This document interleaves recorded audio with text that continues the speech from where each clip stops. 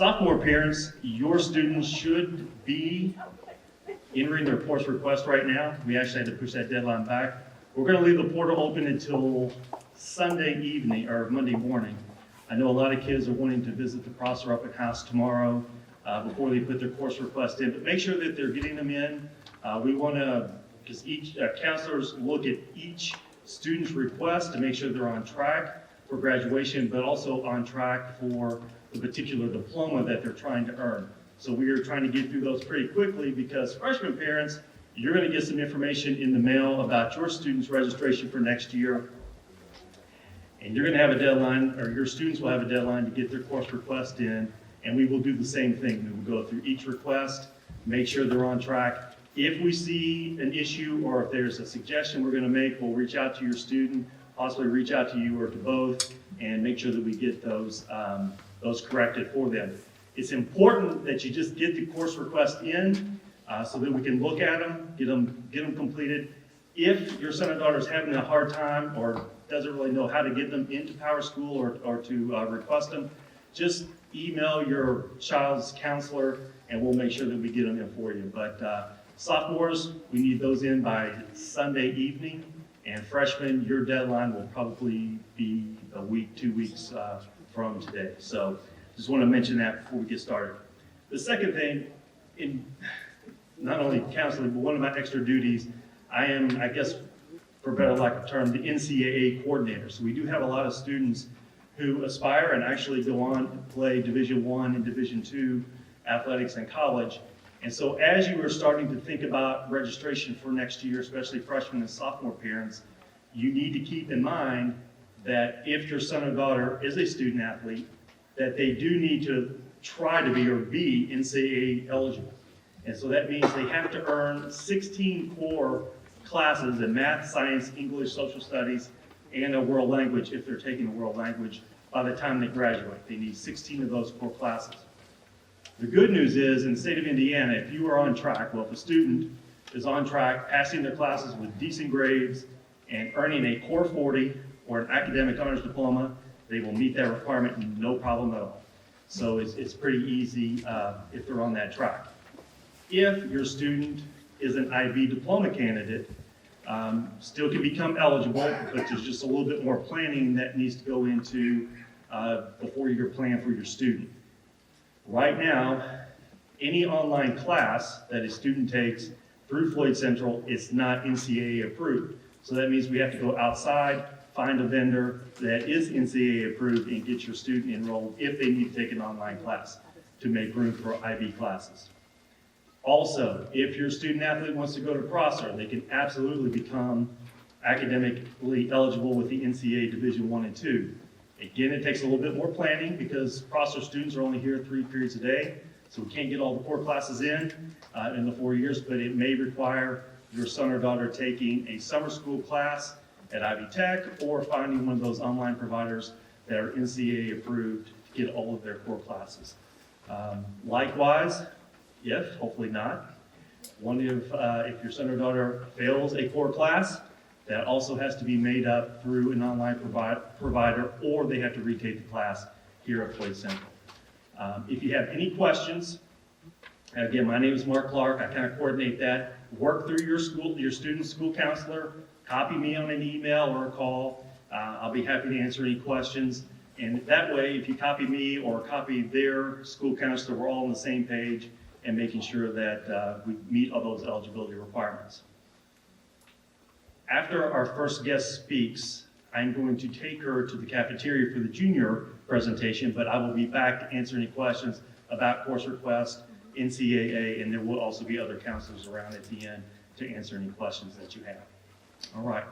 Well, tonight I would like to introduce Dorothy Hickerson. She's from Selah House, and Selah House is a new resource that we have here in Southern Indiana. And so, Dorothy, would you please come to the podium and let us know about Selah House? Thank you. Hello to all of you. Can you hear me? Okay. So thank you for giving us the opportunity to come and meet parents and possibly students and talk a little bit about our program. As was mentioned, We are a new program here in Southern Indiana, not a new program. We have facilities all over the country. But Selah House is a program designed to offer treatment for clients that have eating disorder issues or potential eating disorder issues and co-occurring, often, mental health disorders. What we know is that an eating disorder is usually not by itself. It usually occurs with some other mental health issue. They can often go undiagnosed, but they can be picked up on by primary care physicians, by dentists, by teachers, by parents, or most importantly, by other students. Because at this age, they tell their friends things that they don't tell their parents. So what kinds of services does Selah House offer? We are in Jeffersonville, but we service all the way up to Washington County. And because there are basically no eating disorder services in this area, we service a big portion of Kentucky all the way over to Lexington and to the west of the state as well. We offer what's called intensive outpatient programming. It can be 3, 4, or 5 days per week for 3 hours a day. Some of our days include lunch. They all include a snack. Or we also offer a partial hospitalization program. Both of those programs service students or clients ages 16 and up right now. Sometimes we make an allowance. We have a 15-year-old right now. It just depends on the need and the developmental level of the student. Hopefully within about 8 to 12 weeks, we will have an intensive outpatient program for adolescents, which services age 12 to 18. So very different needs, but needs across the board at all those ages. Our partial hospitalization program is a little different. It is more intense. It is 5 days a week for 6 hours a day from 9 to 3. So it requires a significant commitment on the part of the client, as well as hopefully on the part of the family, because we like the family to be a part of treatment. So what do they get for those hours that they spend with us? They get an intensive group experience. So a bulk, especially in our IOP program, of our day, or most of our day, are groups centered around the issues related to eating disorders and mental health disorders. They get snacks, they get lunch, but they also get PHP program clients get 2 individual therapy sessions per week with a therapist. The IOP program gets 1 individual session per week with a therapist. We have 2 therapists on board. We also have a registered dietitian who is one of our providers. She does a nutritional assessment. She provides services. She meets once a week with her clients. For our partial hospitalization program, we offer medical services. So we have an RN on staff, part-time, and we have a psychiatric nurse practitioner who can provide extra psychiatric support as well as medical support, and that includes prescription medication if it's needed. So we offer an array of services surrounding eating disorder treatment, and then as I mentioned, we deal with the co-occurring mental health disorders that often occur. We really want to work with families to help with education as well as help parents and family members understand eating disorders, understand the ways that you can help your child, grandchild, whomever that person is you are there to support. And I can't stress, if there are students in this room, enough that if you have a friend, a classmate that you are concerned about, please do not hesitate to reach out to us, because often you will be the first one to know. Okay? You will be the one that that person comes to and either says, I have a problem, or you say, I notice something's not right. And so parents, be watching your children, but students, pay attention to what's going on with your friends. Okay? We do have a table outside that has a lot of information about Salem House. Again, we are in Jeffersonville. We're located right behind Menards. We are a new program here in Jeffersonville because of the need, but we are not a new program. We are part of Odyssey Behavioral Health that services the entire country. So please don't hesitate to come see us. I would love to meet all of you or most of you. And our clinical liaison, Teresa, is out there eager to share information and gather information about you and see in what ways we can help. Okay? Thank you very much for your time and for having us here tonight.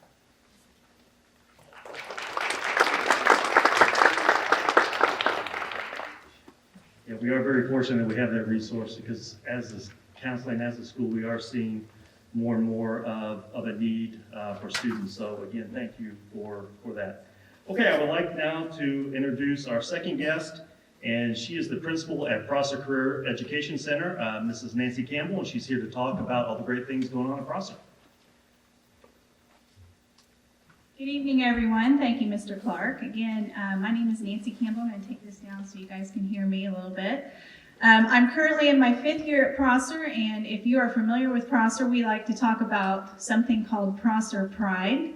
If you don't follow us on social media, I'd like for everybody to get out and start following us, even if you're a non-social media person, because you're going to get a lot of good information about what's going on in the best career center in the state of Indiana, the largest standalone career center in the state of Indiana. Lots of great things. I want 2 people to stand up. I'm going to introduce them. I have Emery Jones. And Emery is our coordinator. She's our career and college readiness coordinator, our outreach coordinator. Students, you probably have seen her. If you haven't, you will. She will be going into the schools, hopefully again soon. And we hopefully will have our tours back where students can come tour. The next individual is Jenna Orwick. And Jenna is our work-based learning coordinator, and she happens to be a what year grad of Floyd Central? 10 years, actually. 2011. 2011 graduate of Floyd Central, so she is a Highlander, and she's happy to be back. So the reason why I wanted to introduce them is because Prosser is more than offering elective courses for your students. As a former elective teacher, I used to promote my classes by saying, make your choices effective. Make an effective elective choice. Students in the room, make these choices work for you. And what I mean by that is, think about the college credits that you could earn. Think about the certifications that you could earn while going to high school. And also those state licenses that would be available for you while being in high school. Parents, I will tell you, the last 2 years, as you know, has been quite stressful for a lot of people. I have had numerous calls all the way through the past 2 years. My students at Prosser are and have been working during the pandemic. That shows a lot about what the trades can do. I also want you to think outside the box. There's a stigma still about what old vocational education is and what it does for kids. It's no longer called vocational education. We are career and technical education. And the reason why we are that is that we provide all those things I just told you.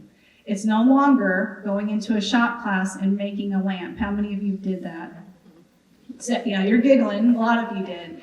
And as an old home ec teacher, it's more than just going in and baking something, even though I feel like that's really important. It's more than that, okay? So when you think about Prosser, I want you to think for a minute about over 20 career programs. All, with the exception of one program, are tied to dual credits. The next thing I want you to think about, if you have a question as to what a dual credit is, that's earning college credit at the same time as you earn your high school credit. Prosser Career Education Center led the state of Indiana last year with over 10,000 college credits issued to our students through dual credits. That's more than any traditional high school in the state, Floyd Central included, Dr. Woman. Also, any other career center in the state of Indiana. We surpassed above and beyond. And in fact, I think the next closest center to us issued 6,000, and we were well over 10,000 credits. But along with that, you get the opportunity to earn certifications. So if you want to go into welding, for example, you're going to get welding certifications that are going to put you above and beyond when you are ready to get hired. If you're interested in being a nurse, you have an opportunity to go through our health careers program, and as a junior now, you will be able to earn your CNA, which that allows you to start at an entry level, in some places above entry level position, and then be able to earn college credits. And we work with Ivy Tech right now with our pre-nursing program that allows you to have direct admission into a pre-nursing program. So I want you to think about your high school credit as a cake. I want you to think about those certifications as the icing, and the cherry is if you also go on to get a state license. We offer state licenses in CNA and also in cosmetology. If you're a student who's interested in electrical, we right now have several students by the time they're 19 years old who have their journeyman's card. For any of you who are familiar with the electrical apprenticeships, that's amazing. We just highlighted a student on social media, a young lady, 19 years old, buying her first home. She's a journeyman, okay? So those are the things I want you to think about. The majority of our programs, 20 plus college credits. That's a lot of college credits you can earn within 2 years. Typical questions. What does a day look like for a student when they come to Prosser? Typically, juniors come in the morning and seniors in the afternoon. We do have a few exceptions. With our aviation program, we run a morning and afternoon program. And then there's some others in between, okay? We also offer work-based learning experiences where our students can go out and they earn and learn. It used to be something called ICE. It's much more than that. Students go out and they do their college credit and they get an externship or an internship with a company. A lot of times that company pays them for their time. They're still earning their high school credit, their certification, and state licenses. A lot of times, you can think about it this way. Do you remember, like, we've seen those athletes, they're signing to go on to school. Some of you have kids that have done that. It's amazing. We have a signing day at Prosser where our students sign to go on to that next step, whether it be in the military, the apprenticeships, or the careers, and post-secondary. One of the things I want to tackle too, there's a misconception. If you're college bound, the misconception is that you shouldn't go to Prosser.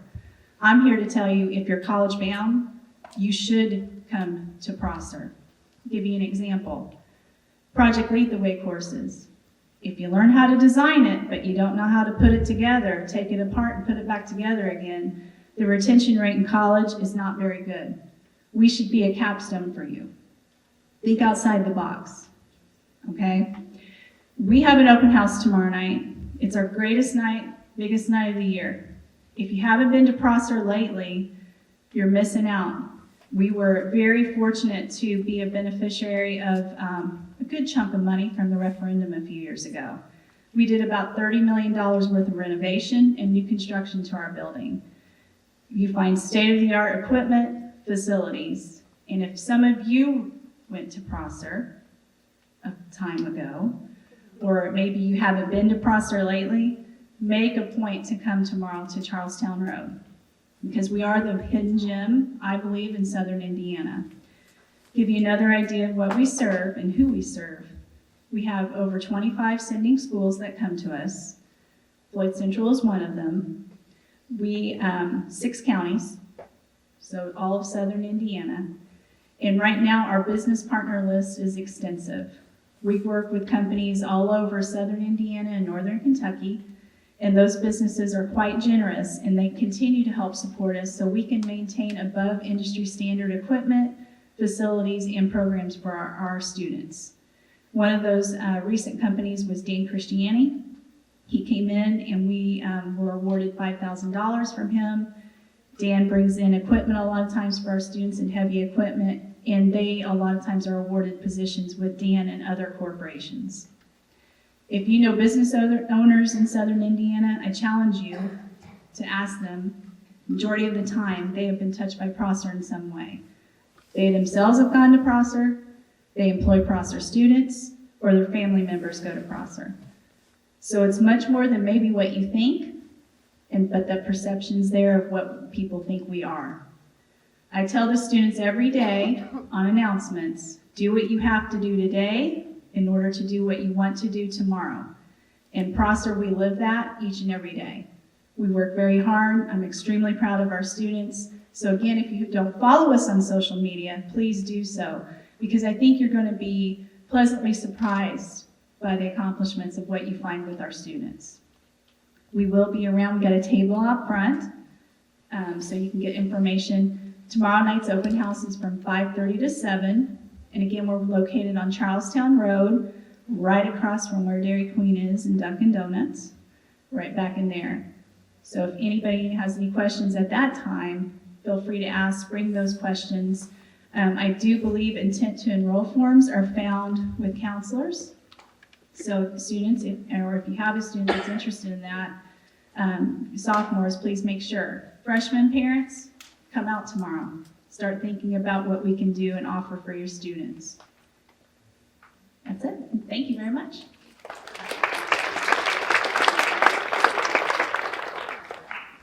Thank you so much, Ms. Campbell. A lot of great things are happening at Prosser, and we're happy to be a part of that. So thank you for being here tonight.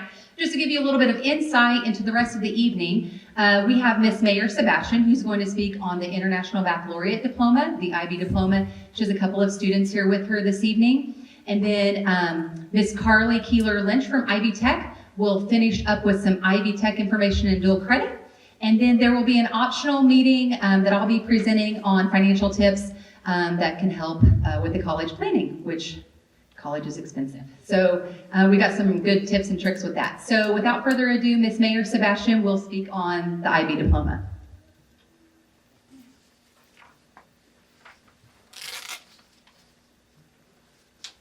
Hi, everybody. I don't want to take a ton of your time.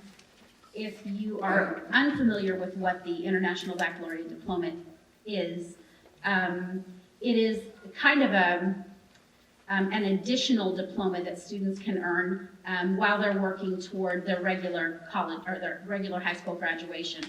Most students will go ahead and earn the college, the Core 40 diploma, the Academic Honors Diploma, and then in addition to that, depending on their test scores on IB, they can earn the International Baccalaureate Diploma. You're going to have some Ivy Tech people talk to you in just a few minutes about Ivy Tech, and I want you to know that this is not in competition with Ivy Tech. They can earn the ICC as well as get the IB Diploma. I have a lot of kids that have done that because many of our classes are dual credit classes. For example, the English class, kids end up with 9 credits at Ivy Tech after going through the IB curriculum junior and senior year.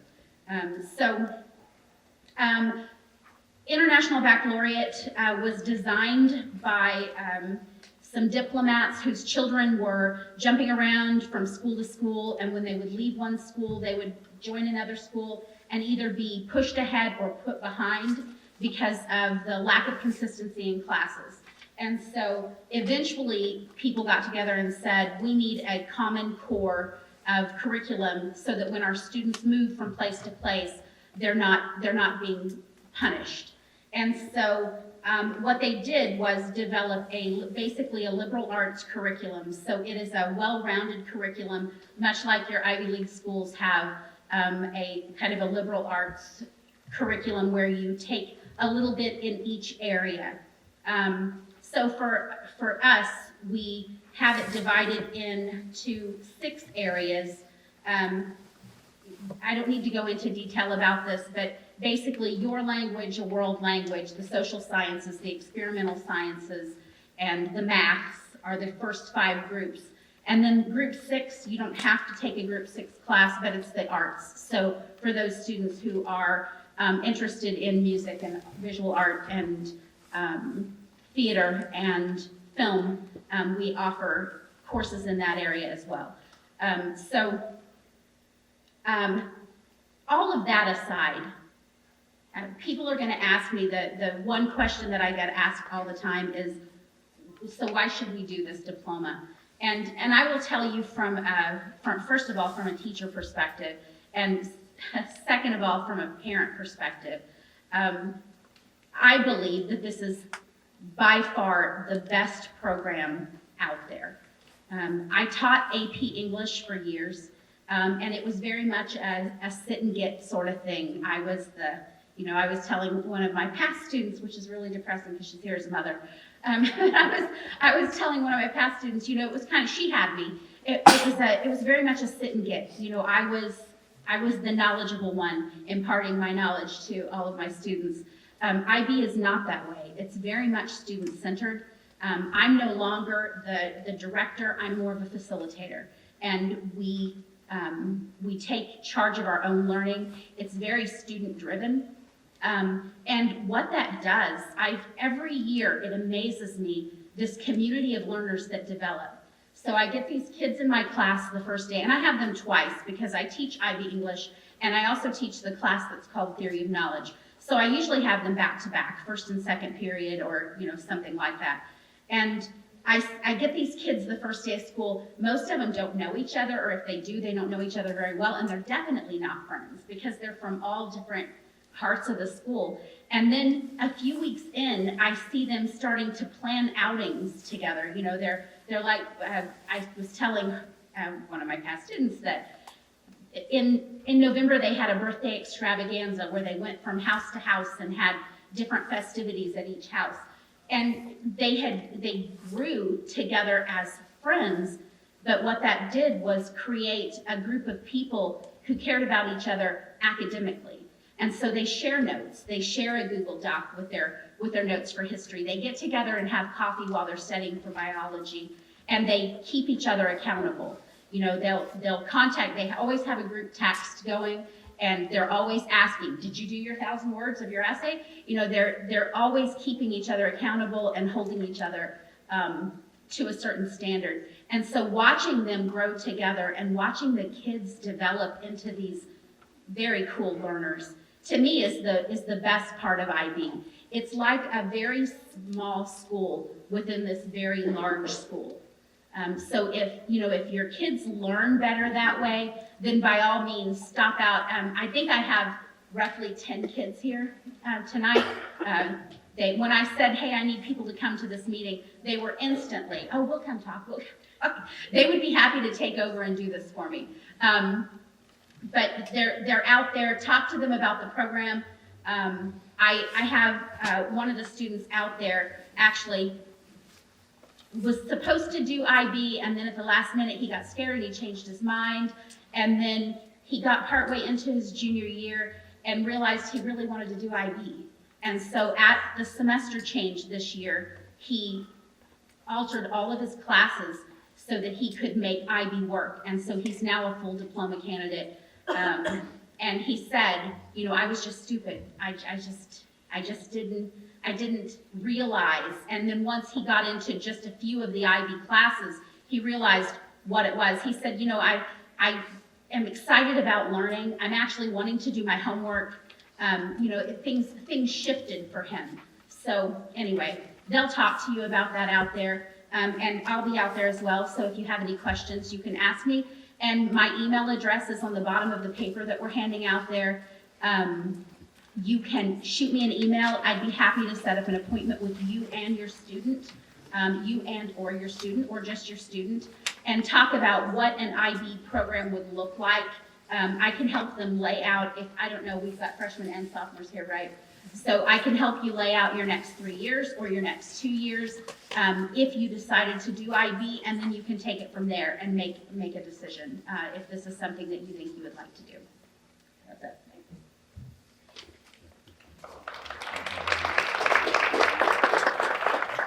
Great. Thank you, Mrs. Mayor Sebastian. And now is Carly Keeler Lynch with Ivy Tech to talk about the ICC, the Indiana College Core.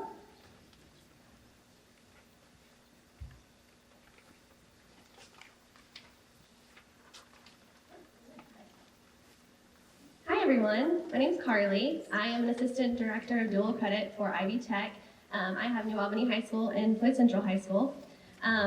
Just a little bit of knowledge. I am here every Thursday in the building, right? I hang out in the counselor area. So if you ever need to see me, talk to me, if your student wants to come talk, Thursdays are my day here, so I'm happy to help. I'm sure most of you guys in here know what dual credit means, but here at Floyd Central, we have a lot of dual credit classes. So the courses that some of your students are sitting in are not only offered for high school credit, but they are also offered for college credit. That means that our teachers in the building are credentialed to teach these classes at a college level, which is amazing. They have their master's degree, they work hard, they make these classes amazing for our student. It's a great opportunity. Our college credits at Ivy Tech transfer to a lot of Indiana schools as well as out-of-state schools. If you ever have a question about where your student might be going and how credits transfer, you can come to me and ask. I have a really great, like a transfer portal, and I can look and see what classes transfer to the schools that you're going to. All right, so why is dual credit beneficial to me and my student? It not only prepares your student for life after high school, it really prepares them for college level classes. They are sitting in classes, their rigor is strong, they are learning new things, they are taking college level classes, and it really helps them prepare for their next steps. Our dual credit classes also meet requirements for the Core 40, Academic Honors Diploma, and Technical Honors. So the classes that they're sitting in can be used for a lot of different things. It saves our students a lot of time and a lot of money. So students here can work towards their Indiana College Core, which I'll talk about in just a minute. And if they're taking a class here at the high school, it is completely free, which is awesome, amazing for you guys, and cool for our students. And the last thing, it's super convenient. Our students are already sitting in these classes, so why not kind of take advantage and get to college credit as well? Super easy process for our students to earn dual credit. Basically, they create an online account, and they can sign up for classes through that account. We help all of our students do that here at school. We started going into the 8th grade classrooms this year and helping students create their accounts and sign up for classes. So if you ever have any questions, we can help you with that as well, but we're trying to take care of that here at school with our students while they're sitting in the college and careers class. Also, just let your counselor know if these are some classes that you might be interested in. All right, so the Indiana College Core. This has been called a million things. I've been at Ivy Tech for 3 years, and it's been called something different every single year. So it's been called the STGEC, the Core 30, the College Ready Core, and now it's called the Indiana College Core. So I think this name is here to stick. We'll see. But the Indiana College Core, I'm just going to start with this. It's a state law. So which means that our students are taking a block of general education classes while they are still in high school, and it's mandated for them to transfer to schools in Indiana. So basically, as their sophomores, juniors, and seniors, our students are taking general study classes. I think there might be a sheet, she said, on one of your sheets, Ms. Simler has been awesome, and she's kind of mapped out freshman, sophomore, junior, senior classes that you could take to get you to your 30 hours. But you're taking classes in different kind of pathways. You'll be taking a speech class, you'll be taking English classes, science classes, math classes, history classes, and things like that. And so I have a sheet out at my table if you need a really great checklist to look over. But you check off each class that you take. You have to have one class from every bucket, and you have to have 30 credits total. So what that does, it allows our students here at Floyd Central to start college as a sophomore. So they are taking that block of 30 hours, and they are graduating, and they're starting as a sophomore. So like I said, this is a state law in Indiana. If you are going to a state school in Indiana, so if you're going to IU Bloomington, if you're going to IUPUI, you're going to Ball State, you're going to Purdue, these schools, it's mandated for them to accept these 30 hours that they have taken. If a student doesn't get the whole block of 30 hours, the school can pick and choose what classes they want to accept. So when you get the whole Indiana College Core, you are guaranteeing that your student has 30 credit hours starting in college. And I just always like to look at this because I think this keeps going up. But you can kind of see how much school is costing these days. Obviously, there's a lot of scholarship opportunities, but to know that our students are starting as a sophomore and they're taking one of these full years, it's a lot of money. And this isn't even including room and board. So if some of our students are going away, I mean, you can see where this can add up pretty quickly. So I always like this. One last thing about the Indiana College Corps, students use it in many different ways. So not only are students, they might just be graduating in 3 years, they're getting done early, they're going into the workforce, they're using it that way. A lot of our students still want to be on campus for 4 years. So instead of graduating early, they're using that time to minor in something, double major in something. We have a lot of athletes that get this, and they want to be able to have 4 years of eligibility. But instead of taking 18 hours a semester, they're only taking 12 and 13. So it can be used in a lot of different ways, not just to graduate early, so keep that in mind. And last, I just wanted to touch on this because I had several students and parents ask me this. We do have students that can get their associate's degree while still in high school. It takes a lot of planning, it takes a lot of work, but if you are interested in that, please come see me, our counselors. We're happy to help you kind of map that out and see what that looks like. And there's my contact info. I also have it out on the front desk. My name is Carly. I report to Bill Kramus, which some of you guys might know from Highland Hills. But yeah, I'm here every Thursday. Come get my card if you need me. I'm happy to answer any questions.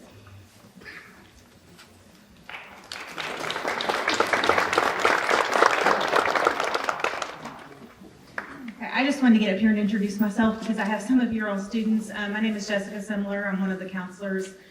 There's 3 of us, actually 4 of us, that divide the alphabet as sophomores and follow them until they graduate. So just a few things, and hopefully I'm not restating what was already stated when I wasn't down here. We do everything through Google Classroom. So for sophomores, it's class of 2024. For freshmen, it's class of 2025. We do registration info. We have links to all of the registration videos. Any information that pertains to your grade, we post on that classroom. When the pandemic came about, that was our only way to communicate with students. So we feel like we've got them trained for the most part. But when you get home, you may want to ask your kiddo to check their email and see if they have 1,000 unread emails. Chances are they're not checking their emails. So there's a little gap of communication happening there, so they're not getting the alerts that we're posting information. As that Google Classroom, it will follow them until they graduate. So next year, there will be a lot of SAT, ACT info posted, and then as they become seniors, they will have all the scholarship information posted. So it's so important that your kids are in the loop on that classroom and you as well. So if you're not already invited as a guardian for that classroom, you can have your child invite you, or you can just send one of the counselors an email and we can invite you. It's just a great way to be in the loop because you don't always get the announcements, or maybe the email you didn't read it. We're just trying to get that information out as much as possible. Just talking about the ICC and the sample plan that was on the table out there, there's a lot of flexibility in how to get that. Sophomores to rising juniors is a pivotal time because you're going into those upper level classes. So that's where AP Comp comes in, possibly your dual credit math, your world language. So this is a pivotal year for students to select the right courses. So ask your child what courses they put in, have that conversation. There's 500 kids, close to 500 kids in the sophomore class, and I think the freshman class is pretty close in size. And we just can't get through them as quick as we'd like. So just be involved in it, ask questions, make sure that you know what track your child is on. We want to work together on this to make sure that they're taking appropriate classes and benefiting them in the future. Check school emails. Yes, I promise you, I've talked to so many kids and asked them if they got their email that I sent. No. Thousands of unread messages. And that's just how we communicate. We've kind of had to. So just tell them to check their emails. All right, I'm going to send it over to Mrs. Yerke. I apologize. I didn't even introduce myself. I guess I thought y'all should know who I was, but I'm Larissa Yerke, one of the counselors here. I actually see A through G, 10th through 12th grade. So I know your time is precious. I have 3 girls of my own, and they are all at different events this evening. So if you need to leave, please feel free. I'm not offended. Now is your time to make your mass exodus if you need to. I am going to go into some tips and tricks for financial planning for college. So if you want to hear that, it's really good information, but again, I'm not offended.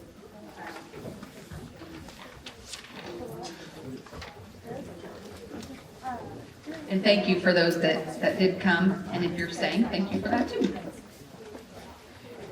All right, so I've been a part as a counselor, obviously with the academic side of things for quite a long time, and then with 3 girls of my own going to college, it's going to be expensive. And so I started looking into the financial side of things because as counselors, we're not always trained on those sorts of things. So I actually got involved with this company called My College Planning Team, and they just have some really good information out there that I found beneficial for myself and for others as well. So let me get this going here. Sorry, it's my turn.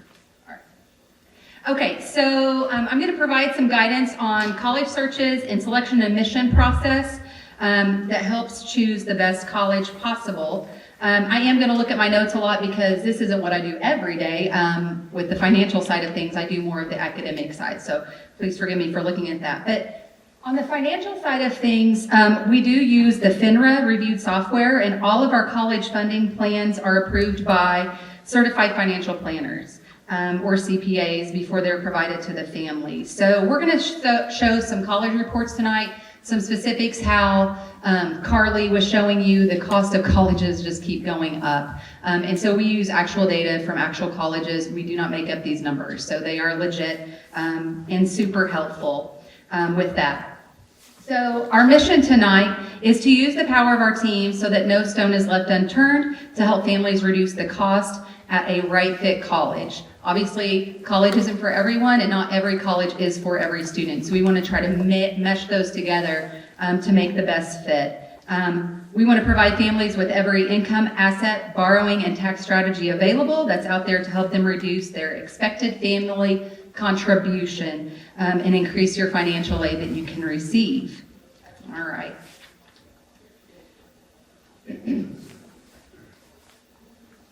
All right, so here's a great quote from a man named Kalman Channing. He says, when it comes to paying for college, there are 2 prices. There's one for the informed and there's one for the uninformed. And tonight we're going to start the process of getting you informed about how to take and use the financial aid system and how it works so that it can benefit you instead of allowing it to take advantage of us. So, I think, what is a family to do? Most of them look to these resources to get help, and though all of them can be important, some have red flags. And though your students' GPA and test scores will determine the size of your institutional scholarships, there are also private scholarships that you can pursue. But here's a red flag, guys, and this is something that I didn't really think about until here recently. I tell students, go for every single scholarship imaginable. Yes, do that. However, here's what we need to ask. We need to ask specific questions to the colleges. Be sure that you learn how your college is going to treat those private scholarships before you pursue them. Often, sometimes you will get no value for those scholarships. So we'll talk about that a little bit more in a minute, but we want to go for the scholarships. We want to talk to this college about how they're going to use those.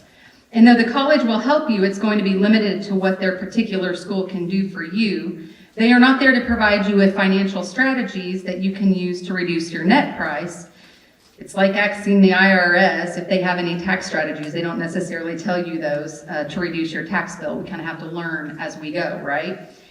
And so here is what Channing says about using your accountant. Sorry, I went the wrong way. Tax accountants who do not understand the financial aid process can actually hurt your chances for financial aid. So it's really important that we know what we're doing whenever we're filling out this information for college. Unfortunately, some of them don't know the tax reduction strategies they can provide that can significantly reduce the amount of financial aid in which you can get from a college. So while you may reduce your taxes by thousands of dollars, you may also end up reducing your financial aid by several $1,000s too. So we want to talk about a few of those things. As Carly said, the cost of a 4-year education is not cheap.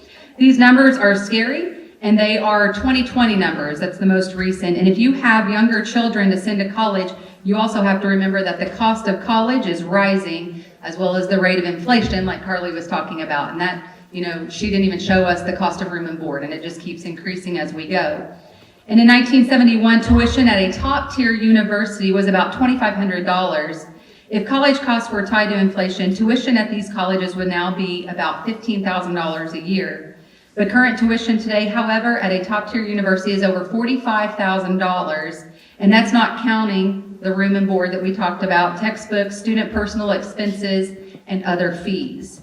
These are also 4-year numbers, so you'll spend a lot more if your child doesn't get his or her degree in the 4 years.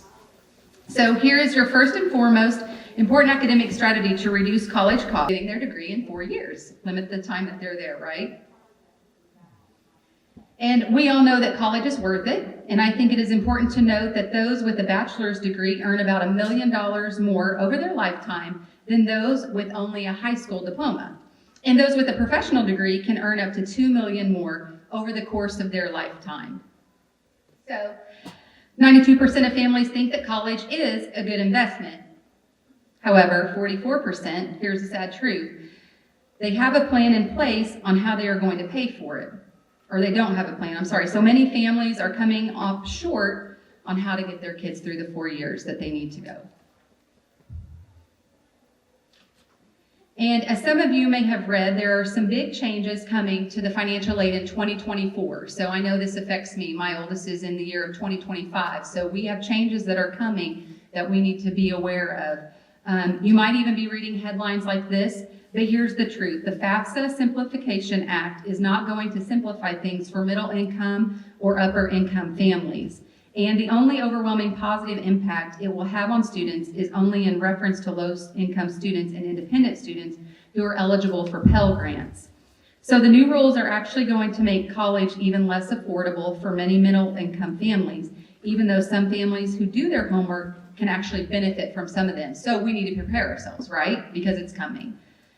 So let's talk about some college funding strategies, and then we'll talk about the academic strategies that you can use to reduce college costs because they go hand in hand together.